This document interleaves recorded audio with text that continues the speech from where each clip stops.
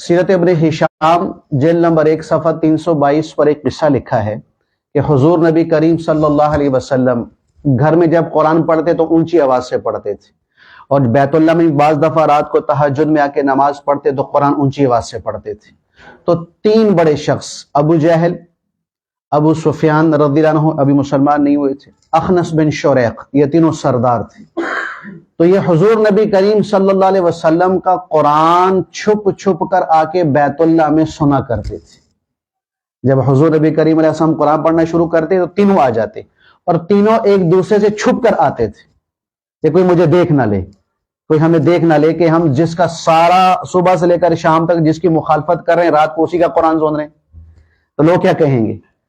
تو خیر اللہ کی طرف سے کرنی ایسے ہوئی کہ رات کو قرآن سنا، تہجد کے وقت اللہ کے نبی نے قرآن پڑھا، صبح کی نماز سے پہلے قرآن ختم کر دیا، پھر نماز کا وقت، تو یہ لوگ واپس ہو گئے۔ اللہ کی کرنی ایک چوراہے پہ تینوں اکٹھے ہو گئے۔ آپ یہ کدھر سے آ رہے ہو؟ یہاں میری اور ایک آپ کی غیرت کو جھوڑنے کا جملہ کہہ جاگا ہوں کہ وہ کافر ہو کے جھوٹ نہیں بولتے تھے، ہم مسلمان ہو کے جھوٹ نہیں چھوڑتے۔ تو ابو جہل سے پوچھا کدھر سے آ رہے ہو؟ کہا جی محمد کا قرآن سن کے، جھوٹ نہیں بولا۔ اخنس تو کدھر سے آ رہا ہے؟ کہا محمد صلی اللہ علیہ وسلم کا قرآن سن کے۔ ابو سفیان تو کدھر سے آ رہا ہے؟ کہا جی میں بھی قرآن سن کے آ رہا ہوں۔ اتنے بڑے مخالف ہونے کے باوجود، اتنے بڑے کافر ہونے کے باوجود ابو سفیان کے علاوہ جھوٹ نہیں بولا۔ اب ہمارا مسلمان، ہم نے تو اپنا جھوٹ کو اپنا شعار بنایا ہوا ہے کہ جب تک ہم جھوٹ نہیں بولیں گے ہمارا کام نہیں بنے گا، ہمارا مسئلہ حل نہیں ہوگا۔ حالانکہ حضور نبی کریم صلی اللہ علیہ وسلم نے یہاں تک ارشاد فرمایا کہ میرا امتی ہر کام کر سکتا ہے، زنا، شراب، قتل، جوا، ظلم، زیادتی، سود، رشوت، ہر کام کر سکتا ہے، لیکن اگر میرا ہے، مجھے مانتا ہے، جھوٹ نہیں بولے گا۔ تو آج مسلمان نے اس ڈگر کو چھوڑ دیا جس ڈگر پر اللہ کے نبی صحابہ کو ڈال کر گئے تھے۔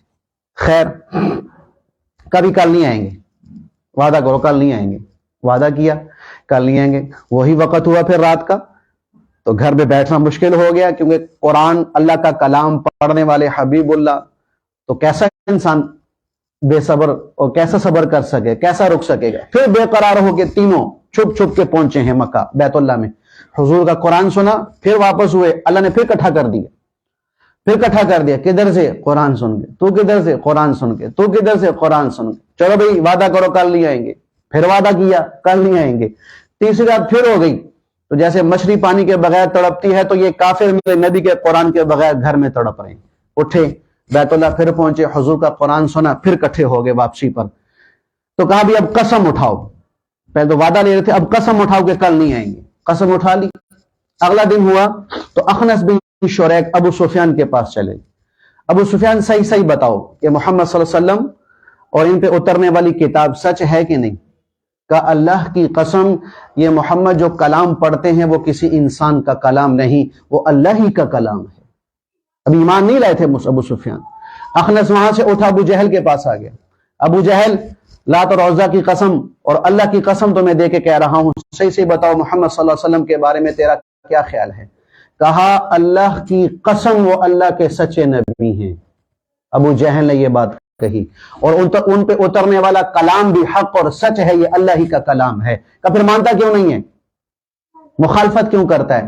کہ دیکھو ہم 2 دڑ ہیں، بنو ہاشم اور بنو عبد مناف۔ بنو عبد مناف ان کے پاس حاجیوں کی خدمت تھی، ہمارے پاس نہیں۔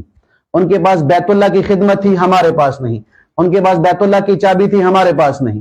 ان کے پاس زمزم کی خدمت تھی، ہمارے پاس نہیں۔